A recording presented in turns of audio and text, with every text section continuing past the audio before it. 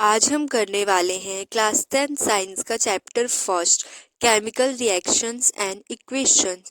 तो हमने अपने आसपास बहुत सी चीज़ों को बदलते हुए देखा है। तो जो चेंजेस होते हैं, जो हमारे आसपास बदलाव होते हैं, वो दो तरह के होते हैं। एक तो होता है फिजिकल चेंज और एक होता है केमिकल चेंज। जो फिजिकल चेंज होता है वो क्या है? The change in which no new substance is formed. Physical changes में कोई भी नया सब्सटेंस नहीं बनता और ये एक रिवर्सिबल चेंज है। मीन्स कि जो हमारा चेंज हो गया उसे हम वापस रिवर्स कर सकते हैं। For example melting of ice, बर्फ का पिघलना।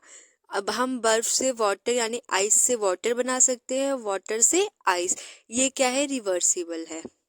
अब अगर हम बात करें केमिकल चेंज की, the change in which new substance is formed, वो चेंज जिसमें एक नया सब्सटेंस बनता है और ये एक इरिवर्सिबल रिएक्शन चेंज है। मीन्स इसमें हमारा जो ओरिजिनल शेप है वो नहीं आता।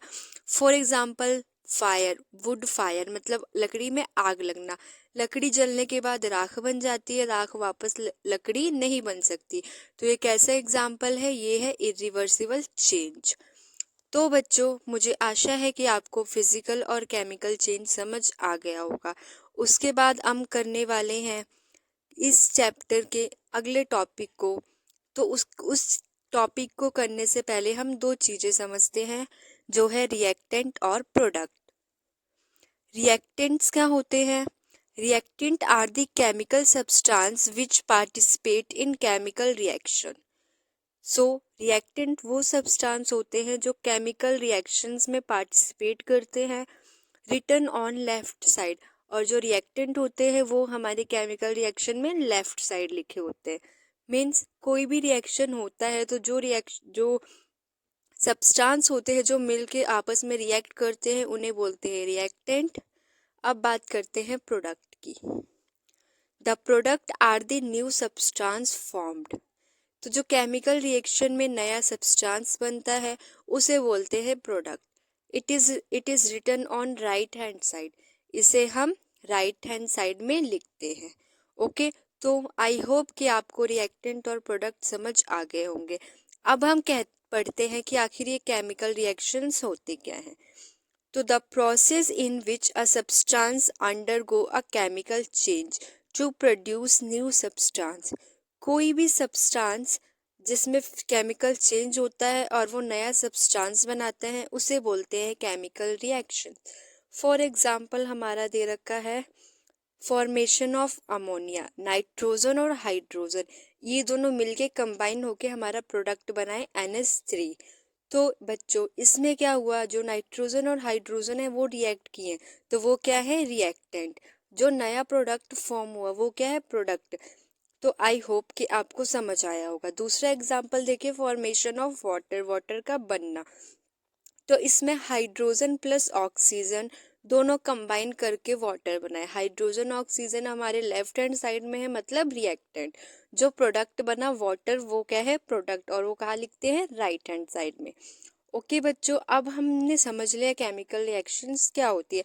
अब हम पढ़ते हैं नेक्स्ट टॉपिक हमारा केमिकल इक्वेशंस। अब ये केमिकल इक्वेशंस क्या होती है? सो a chemical equation is a symbolic representation of chemical reaction in the form of symbols and formula। तो बच्चों, कोई भी केमिकल रिएक्शन को हम जिस सिंबल, जिस फॉर्मूले में लिखते हैं उसे बोलते हैं केमिकल इक्वेशन। फॉर एग्जाम्पल हमने कहा वाटर का फॉर्मेशन हुआ तो हमने लिखा H2+O2, जिससे प्रोडक्ट बना H2O। तो हमने इस रिएक्शन को इस फॉर्मूले, इस सिंबल के थ्रू दिखाया, इसे ही बोलते हैं केमिकल इक्वेशन। आई होप कि आपको केमिकल इक्वेशन भी समझ आ गया। अब हम पढ़ते हैं कि बैलेंस केमिकल इक्वेशन क्या होता है। Okay, an equations where the number of atoms in reaction is the same on the both reactant and product. तो किसी भी केमिकल रिएक्शन में जो एटम्स होते हैं रिएक्टेंट और प्रोडक्ट के, वो अगर इक्वल होते हैं तो उस इक्वेशन को बोलते हैं balance chemical equation. For example अगर मान लो हमारे रिएक्टेंट में 4 मॉलिक्यूल्स और प्रोडक्ट में भी 4 है, तो क्या है ये रिएक्टेंट और प्रोडक्ट में इक्वल है ना एटम्स, तो इसलिए ये कैसा इक्वेशन होगा, बैलेंस केमिकल इक्वेशन। अब हमने समझ लिया कि बैलेंस केमिकल इक्वेशन क्या होता है।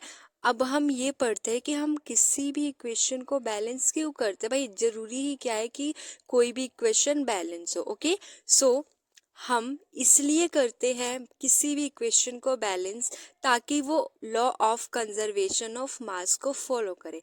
अब ये law of conservation of mass क्या है, तो इस तो ये क्या है, energy is nether created nor destroyed in a chemical reaction. Means जो हमारे साइंस के पप्पा थे उन्होंने एक लॉ दिया। ओके, उस लॉ में क्या था कि एनर्जी ना तो बनती है ना ही डिस्ट्रॉय होती है। दैट मीन्स कि अगर दो रिएक्टेंट मिलके रिएक्ट कर रहे हैं तो जो प्रोडक्ट बन रहा है उसके अंदर भी सेम एटम्स होंगे।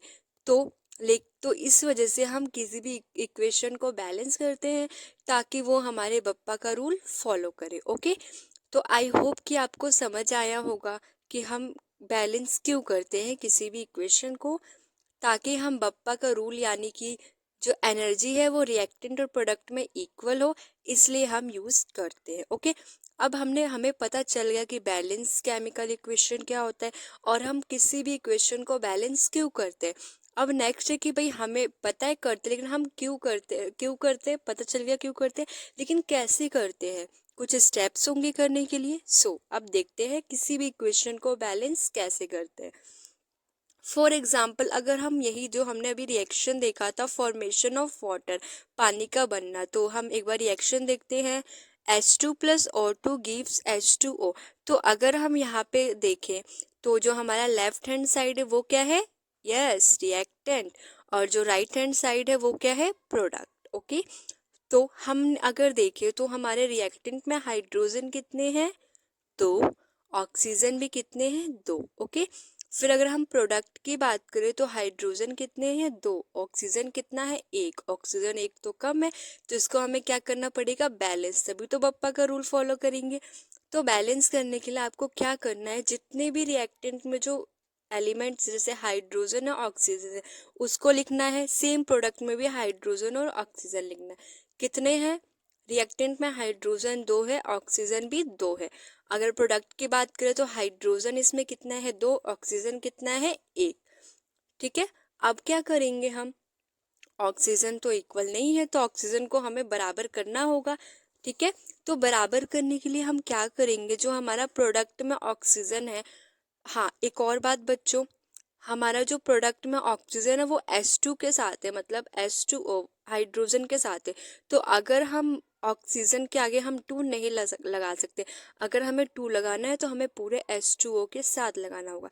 तो अगर हम H2O के आगे 2 लगाते हैं तो हमारा ऑक्सीजन कितना हो गया, 2, और रिएक्टेंट में भी ऑक्सीजन कितना था, 2, तो हमारा ऑक्सीजन तो बैलेंस हो गया। लेकिन हाइड्रोजन यहाँ पे अब कितना हो गया, 4, पहले से 2 हाइड्रोजन थे, 2 हमने और लगाए, 4। तो अब हम क्या करेंगे, जो रिएक्टेंट में हाइड्रोजन है उसके आगे भी 2 लगा देंगे, जिससे हमारा हाइड्रोजन कितना हो जाएगा, 4, और ये हमारा कैसा इक्वेशन हो गया, बैलेंस। बैलेंस कैसे, जितने रिएक्टेंट में एटम्स है उतने ही प्रोडक्ट में हो गए। ओके, एक और एग्जाम्पल देखते हैं, CH4 प्लस O2, इससे हमारा प्रोडक्ट क्या बना, CO2 प्लस H2O। ओके, तो इसमें हम सेम सारे एलिमेंट्स लिखेंगे, रिएक्टेंट में कार्बन है, हाइड्रोजन है, ऑक्सीजन है, प्रोडक्ट में भी सेम कार्बन हाइड्रोजन ऑक्सीजन। अब हम देखते हैं रिएक्टेंट में कार्बन कितना है, 1, हाइड्रोजन कितना है, 4, ओके, ऑक्सीजन कितना है, 2। अब प्रोडक्ट की बात करें तो कार्बन कितना है, 1, यानी कि कार्बन तो हमारा पहले से ही बैलेंस है, दोनों तरफ 1 1 है। हाइड्रोजन की बात करें तो यहाँ हाइड्रोजन कितना है, 2, लेकिन प्रोडक्ट रिएक्टेंट में कितना था, 4, तो मतलब हमें इसे बैलेंस करना पड़ेगा। ओके, ऑक्सीजन की बात करें तो ऑक्सीजन यहाँ पे कितना है, 2, राइट, 2 है या 3 है, 3 है। CO2 है तो O2 यानी यह 2 और एक यहाँ H2 के पास, यानी हमारे पास टोटल 3 ऑक्सीजन है। सबसे पहले हम हाइड्रोजन को बैलेंस करते हैं। अब मैंने आपको बताया कि कोई भी एक पर्टिकुलर बैलेंस नहीं होता, अगर वो ग्रुप पे जैसे H2 है तो हमें सबके ऊपर 2 या 3 जिससे भी मल्टीप्लाई करना होगा सब पे होगा। तो हमें हाइड्रोजन को 4 करने के लिए H2O के आगे 2 लगाना होगा, तो हमारा हाइड्रोजन कितना हो गया 4। लेकिन जब हमने यहाँ पे 2 लगाया तो हमारा ऑक्सीजन वहाँ पे 2 हो गया और यहाँ 2, ऑक्सीजन कितना हो गया 4। तो हमारे रिएक्टेंट में ऑक्सीजन कितना था 2, तो हमें इधर भी तो 4 करना होगा, तभी तो पप्पा का रूल फॉलो होगा। तो हम क्या करेंगे, O2 के आगे 2 लगा देंगे, इससे क्या हो जाएगा, ऑक्सीजन दोनों तरफ 4 हो जाएगा। और ये हमारा इक्वेशन कैसा हो गया, balance chemical equation. I hope कि आपको समझ आया होगा कि बैलेंस केमिकल इक्वेशन क्या होता है और हम कैसे किसी भी इक्वेशन को बैलेंस कर सकते हैं। ओके, तो अब हम डिस्कस करेंगे कि जो कोई भी केमिकल रिएक्शन होती है हमें पता कैसे चलेगा कि भाई केमिकल रिएक्शन हो रही है, कुछ तो चेंज होते होंगे ना, राइट। तो अब हम पढ़ेंगे changes occurs in chemical reaction. जब केमिकल रिएक्शन होता है तो क्या क्या चेंजेस होते हैं। सो जब भी कोई केमिकल रिएक्शन होता है तो यहाँ पे टोटल 5 चेंजेस होते हैं, जिससे कि हम कह सकते हैं कि केमिकल रिएक्शन हुई है। सो फर्स्ट है चेंज इन स्टेट। कोई भी केमिकल रिएक्शन होती है तो स्टेट में चेंज होता है, मतलब जो रिएक्टेंट और प्रोडक्ट होता है उनके स्टेट बदलते हैं। जैसे अगर वो लिक्विड है तो सॉलिड हो सकता है, सॉलिड है तो लिक्विड, या फिर सॉलिड से गैस भी हो सकता है। तो क्या हुआ, उनके स्टेट बदल गए ना। तो फर्स्ट चेंज क्या था, चेंज इन स्टेट। सेकेंड है चेंज इन कलर। कलर में भी चेंज हो सकता है, जिस तरह इंसान बदलते हैं उस तरह हमारे रिएक्टेंट और प्रोडक्ट भी बदल सकते हैं। ओके, तो नेक्स्ट है evolution of gas. Gas evolve होती है किसी भी रिएक्शन में, किसी भी नहीं मतलब कुछ रिएक्शंस में गैस भी इवॉल्व होती है जब केमिकल रिएक्शन होता है। नेक्स्ट है चेंज इन टेम्परेचर। जिस तरह आदमी लाल पीला होता है, सेम उसी तरह हमारा जो टेम्परेचर है वो भी गुस्से में बढ़ जाता है। किसका बढ़ता है, हमारा नहीं, रिएक्शन में जो रिएक्टेंट और प्रोडक्ट है उसका।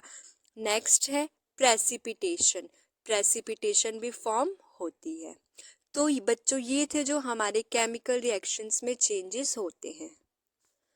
Types of reaction. जो केमिकल रिएक्शंस होते हैं वो कितने टाइप्स के होते हैं।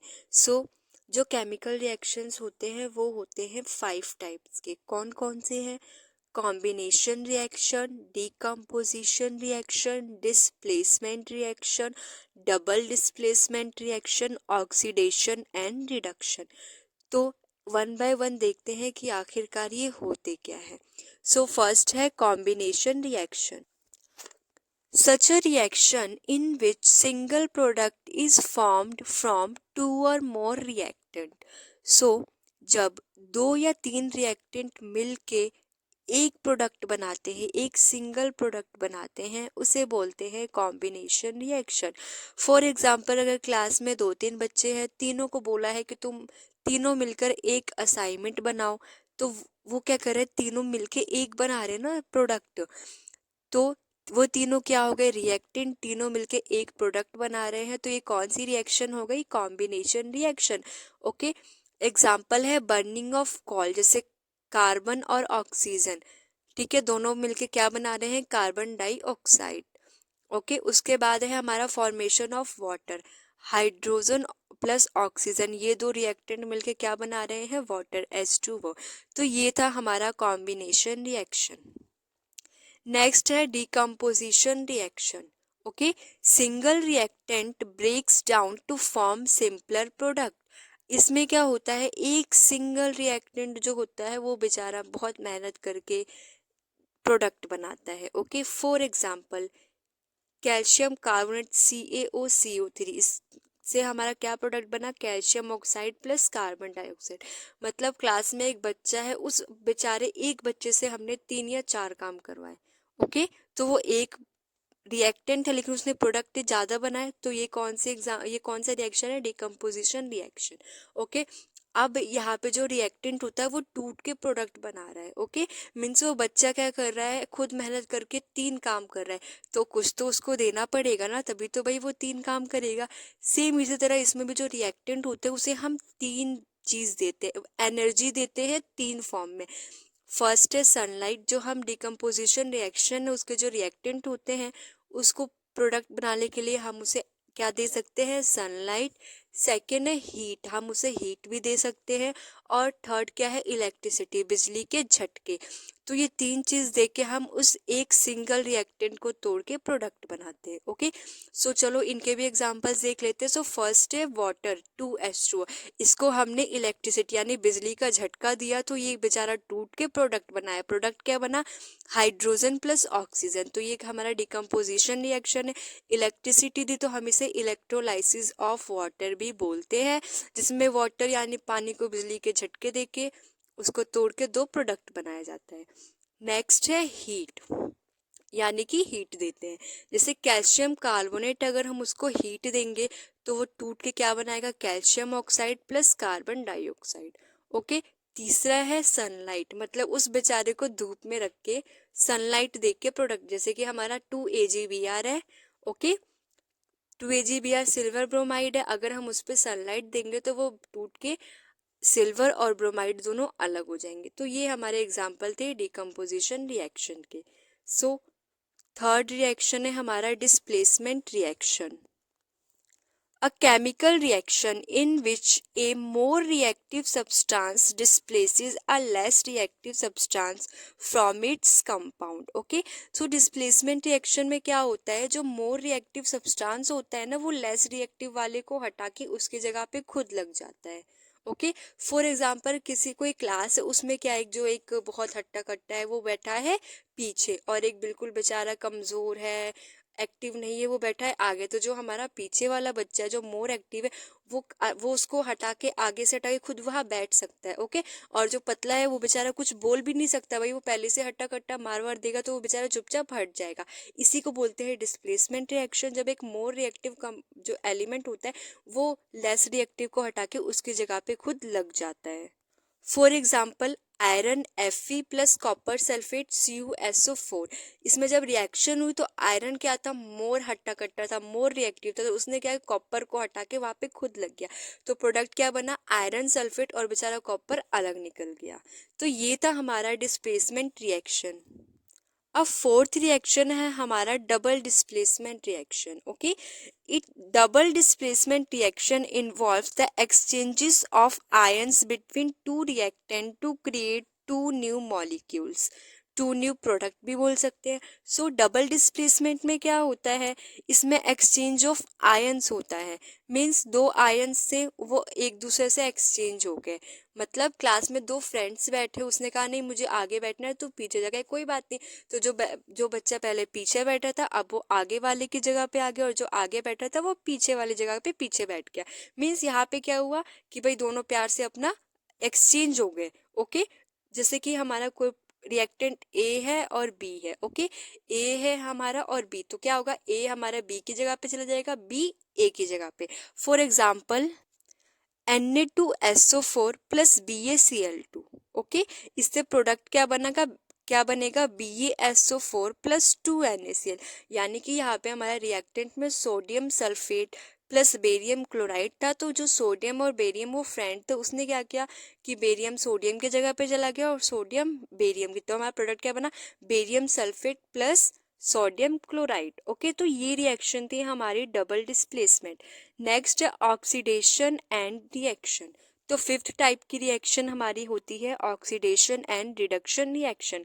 सो ऑक्सीडेशन और ऑक्सीजन। ऑक्सीडेशन में क्या होता है कि ऑक्सीजन गेन होता है और हाइड्रोजन लॉस होता है। Oxidation is a reaction in which oxygen is added, hydrogen is loss. किसी भी रिएक्शन में जब ऑक्सीजन ऐड होता है और हाइड्रोजन रिमूव होता है तो उसे बोलते हैं ऑक्सीडेशन रिएक्शन। फॉर एग्जाम्पल यहाँ पे हमारा कॉपर था, कॉपर में ऑक्सीजन ऐड हो गया तो कॉपर ऑक्साइड बन गया। ओके, कॉपर के पास रिएक्टेंट में पहले ऑक्सीजन नहीं था लेकिन प्रोडक्ट में है, उसने ऑक्सीजन गेन किया, तो ये कौन सा एग्जाम्पल है, ऑक्सीडेशन का एग्जाम्पल है। ओके, नेक्स्ट है रिडक्शन। रिडक्शन क्या होता है, reduction a reaction in which hydrogen is added, oxygen is lost.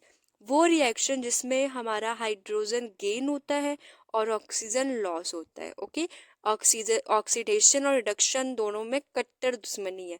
Okay, oxidation में ऑक्सीजन को वैल्यू रखते हैं, हाइड्रोजन को चलो ये बेकार उसको हटाते हैं, और रिडक्शन में हाइड्रोजन को वैल्यू रखते हैं, हाइड्रोजन को गेन करते हैं और ऑक्सीजन को हटाते हैं। आई होप कि आपको ऑक्सीडेशन और रिडक्शन समझ आया होगा। उसके बाद नेक्स्ट आता है रिडॉक्स। रिडॉक्स रिएक्शन वो होता है जिसमें ऑक्सीडेशन भी होता है, रिडक्शन भी होता है। रिडॉक्स रिएक्शन क्या है? ऑक्सीडेशन भी होता है, रिडक्शन भी होता है। फॉर एग्जाम्पल हमारे पास है copper oxide CuO plus hydrogen, उससे प्रोडक्ट क्या बना? Copper plus water. तो इसमें क्या हुआ कि हमारे रिएक्टेंट में क्या था? कॉपर ऑक्साइड, मतलब कॉपर के पास क्या था? ऑक्साइड। लेकिन प्रोडक्ट में क्या हुआ? कॉपर, मतलब ऑक्सीजन इसने क्या कर दिया? लॉस कर दिया। तो ऑक्सीजन लॉस करेंगे तो उसको क्या बोलेंगे? रिडक्शन। तो कॉपर ऑक्साइड से कॉपर बना, मतलब यहाँ पे क्या हुआ? रिडक्शन। लेकिन अगर हम उसके साथ क्या था? हमारा हाइड्रोजन, हाइड्रोजन था लेकिन प्रोडक्ट में क्या है? H2O, उसने ऑक्सीजन ले लिया। तो यहाँ पे क्या है कि हाइड्रोजन ने ऑक्सीजन गेन किया है, तो यहाँ पे क्या हुआ? ऑक्सीडेशन। तो इस रिएक्शन में जो कार्बन ऑक्साइड है, सॉरी कॉपर ऑक्साइड है, कॉपर ऑक्साइड से कॉपर बना, मीन्स उसने ऑक्सीजन लॉस किया तो रिडक्शन हुआ। और हाइड्रोजन से H2O बना, मतलब उसने ऑक्सीजन गेन किया तो ऑक्सीडेशन हुआ। सो इसमें ऑक्सीडेशन भी हो रहा है, रिडक्शन भी। इसको बोलते हैं रिडॉक्स। ओके, अब बच्चों इसमें क्या है? हमारा कॉपर ऑक्साइड था, फिर कॉपर बना, तो कॉपर ने क्या किया? ऑक्सीडेशन किया ना, कॉपर ने ऑक्सीजन को लॉस किया, तो कॉपर को हम बोलेंगे ऑक्सीडाइज्ड सब्सटेंस। ओके, जो ऑक्सीडेशन करता है उसको ऑक्सीडाइज्ड बोलते हैं, और जो सब्सटेंस रिडक्शन करता है उसे रिड्यूस्ड बोलते हैं। ओके, अब जैसे ये रिएक्शन है, इसमें ऑक्सीडाइज्ड क्या हो जाएगा? कॉपर, कॉपर होगा नहीं, क्यों? क्योंकि कॉपर ने तो लॉस किया है ना, उसने रिडक्शन किया है, तो कॉपर क्या होगा? रिड्यूस सब्सटेंस होगा। और हाइड्रोजन ने ऑक्सीडेशन किया है तो हाइड्रोजन कैसा होगा? Oxidised substance. ऑक्सीडाइज्ड सब्सटेंस वो सब्सटेंस होते हैं जो ऑक्सीडेशन करते हैं, रिड्यूस्ड सब्सटेंस वो सब्सटेंस होते हैं जो कि रिडक्शन करते हैं। तो ये थे हमारे टाइप्स ऑफ रिएक्शन। ओके, अब हम पढ़ेंगे कि जो ऑक्सीडेशन होता है वो हमारी डेली लाइफ को कैसे इफेक्ट करता है। हम बहुत जगह ऑक्सीडेशन होते हुए देखते हैं, शायद ही पता होगा किसी को, तो चलो देखते हैं भाई ऑक्सीडेशन हमारी लाइफ में कैसे इफेक्ट करता है। सो इसके लिए एक टर्म आता है corrosion. Okay, when a metal is attacked by substance around it such as moisture, acids, etc., it is said to corrode and this process is called corrosion. सो कोई भी जो मेटल्स होते हैं वो हम ऐसे मॉइस्चर में, मतलब इन्वायरमेंट में खुले रहते हैं, तो जो मॉइस्चर हो गया, एसिड्स हो गया, वाटर हो गया, उसके ये कांटेक्ट में आके ना, इन क्या होता है, इनके ऊपर एक लेयर बन जाती है। ओके, वो उसे इफेक्ट करते, उसे ऑक्सीडाइज्ड करते, इसको बोलते हैं कोरोड, और इस प्रोसेस को बोलते हैं कोरोजन। जैसे कि अगर सिल्वर हो यानी चांदी है, the black coating on silver, जो सिल्वर होते हैं उस पर ब्लैक कोटिंग हो जाती है, तो वो क्या होता है? हमारा कोरोजन होता है। कोरोजन मतलब हम उसे ऐसी एनवायरनमेंट में रहता है तो क्या क्या हो जाता है कि वहाँ पे वो मॉइस्चर से, ओके, वाटर से कांटेक्ट में आके ऑक्सीडाइज्ड हो जाता है, और जिससे कि वो ब्लैक कोटिंग हो जाती है सिल्वर की। ओके, एक और एग्जांपल है ग्रीन ऑन कॉपर, जो हमारा कॉपर होता है उस पर ग्रीन कोटिंग होती है, वो भी एग्जांपल है कोरोजन का। ओके, उसके बाद हमने आयरन देखा है, लोहा देखा है, लोहे में भी जंग लग जाता है। ओके, जिसे बोलते हैं रस्टिंग ऑफ आयरन। तो ये भी क्या होता है कि जो हमारा आयरन होता है जब वो इन्वायरमेंट के कांटेक्ट में आ जाता है तो उस पे भी क्या है, वो बन जाती है लेयर ब्राउन कलर की, जिसे बोलते हैं लोहे में जंग लग गया। ओके, सो ये सारे हमारे कोरोजन थे, और जो रस्टिंग ऑफ आयरन उसे बोलते हैं रस्टिंग। ओके, उसके बाद अगर हम बात करें हम कैसे प्रिवेंट कर सकते हैं, तो आयरन के ऊपर हम चाहे तो वो कर सकते हैं, जिंक का एक लेयर बना सकते हैं। ठीक है, जिंक की कोटिंग कर सकते हैं आयरन के ऊपर, जिससे कि हमारा आयरन रहता है प्रोटेक्ट। ठीक है, रस्टिंग नहीं होती, और इस प्रोसेस को बोलते हैं गैल्वनाइजेशन। सो गैल्वनाइजेशन एक प्रोसेस है जिसमें हम आयरन यानी लोहे के ऊपर एक जिंक की कोटिंग करते हैं, जिससे कि जो हमारा आयरन रहता है रस्टिंग से प्रिवेंट रहता है। अब एक और टॉपिक हमारे में आता है रैंसिडिटी। ओके, रैंसिडिटी क्या होती है? When fats and oils are oxidised, जब जो कोई भी हमारे जैसे कि फूड होता है जिस ज़्यादा ऑयली रहता है, ओके, उसको हम कुछ टाइम तक छोड़ देते हैं तो उसका टेस्ट चेंज हो जाता है, उसमें से स्मेल आने लगते हैं, उसी को बोलते हैं rancidity. Okay, so when fats and oils are oxidised, जब फैट और ऑयल ऑक्सीडाइज्ड हो जाते हैं, दे बिकम रैंसिड, तो वो रैंसिड हो जाते हैं और उनके स्मेल और टेस्ट जो है वो चेंज हो जाता है, जिसको बोलते हैं रैंसिडिटी। ओके, उसके बाद अगर हमें रैंसिडिटी से प्रिवेंट करना होता है तो हम एंटीऑक्सीडेंट यूज़ करते हैं, जो कि किसी भी सब्सटेंस को ऑक्सीडेशन से प्रिवेंट करता है कि ऑक्सीडेशन कम टाइम में हो या फिर ना हो, तो उसे बोलते हैं एंटीऑक्सीडेंट। ओके, उसके बाद आपने चिप्स तो सबने खाए होंगे। ओके, चिप्स में क्या होता है कि गैस भरी होती है, बहुत से लगता है कि हाँ भाई इसमें गैस भर के बड़ा कर देते हैं, अंदर तो कुछ होता नहीं है। ओके, बहुतों को ये लगता है कि वो सिर्फ ज़्यादा दिखाने के लिए उसके अंदर गैस भरते हैं, लेकिन ऐसा नहीं है।